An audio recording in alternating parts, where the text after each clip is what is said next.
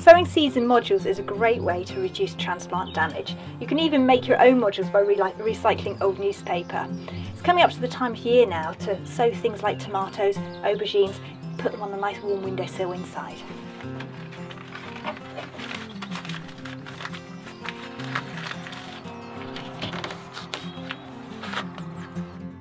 A fun way to grow potatoes is to plant them in a bag like this. Choose a couple that we chitted earlier on in the year. Ensure you've got good drainage at the bottom. Now as the potatoes grow, you'll be able to roll up the sides of the bag, building up the soil around the stems.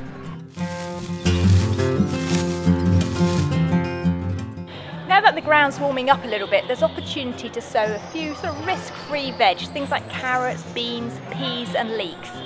If it does turn a little bit cold, remember you can always use something like fleece to help protect them. Well, now's a great time to plant herbaceous perennials and divide the ones that you've got in your garden to get more to share around.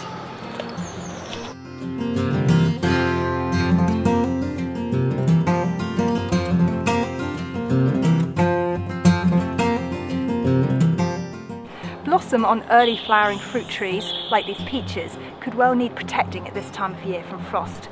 The other thing that is a really good idea to do is go around and pollinate them by hand because there's so few insects about.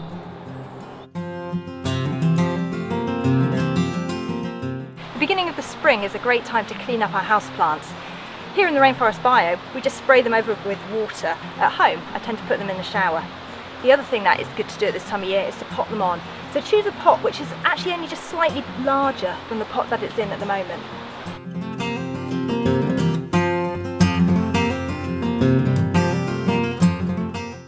Well, if you put in green manures this winter, now's the time to dig them in.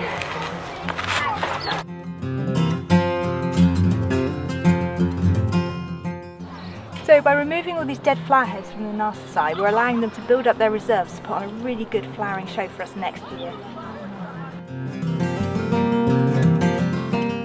Although it's really busy in the garden in March, there's no reason not to get out and enjoy things like the beautiful helleborus that should be flowering. If they've still got dead leaves on them from last year which are showing dark patches or infections, cut those away so you can really enjoy the beautiful flowers.